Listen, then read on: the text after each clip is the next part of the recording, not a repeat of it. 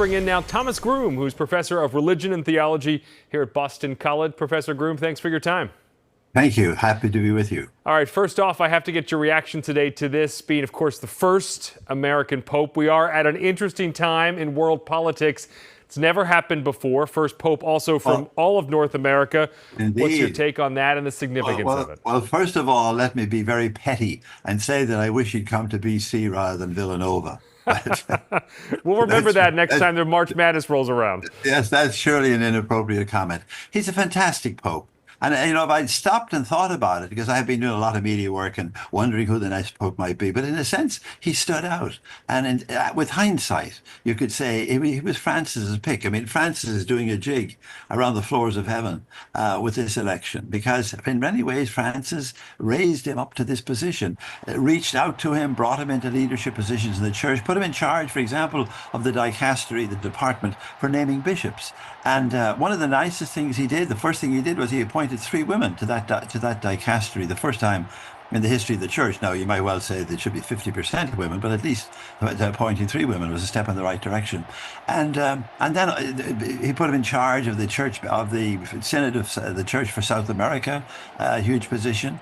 And he'd also been elected twice by his own Augustinian brothers. And, they are very careful. They know you well, like your own family. And yet they elected him, and then he went out of office for a while, and then they re-elected him again. So there were many aspects. And one of the nicest things about him that I want to highlight is the name he took, Leo the 14th, because and you remember this maybe from high school. Leo the 13th was one of the great leaders of the Catholic movement towards social justice. He published an essay in 1891 called Rerum Novarum, which basically raised up social justice as a demand of Catholic faith.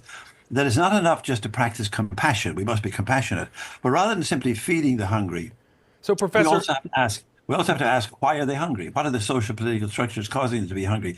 And Leo the 13th got that social justice gospel front and center of our Catholic faith.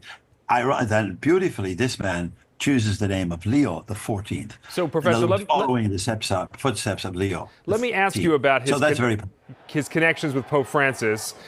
You mentioned that it was Pope Francis who elevated him to a cardinal just 2 years ago, but he had a kind of a key role as Pope Francis's right-hand man in choosing bishops, and so he had a connection to a lot of them. You believe he will follow in Pope Francis's footsteps. He has, though, expressed some reservations about blessing same-sex couples, which is a departure from Pope Francis, and also does not support women being ordained. So how do you think he will?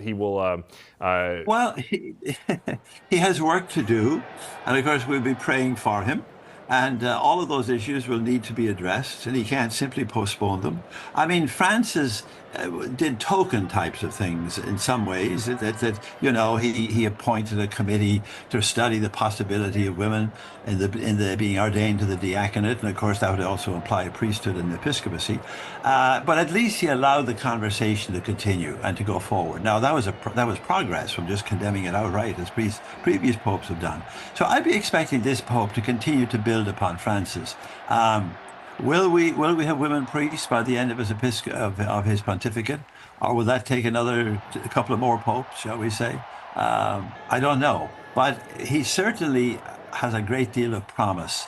And given the fact that Francis had prepared him so well and so explicitly for this role, I think he'll rise to the occasion, and hopefully, with the blessing of God, he'll be a great pope.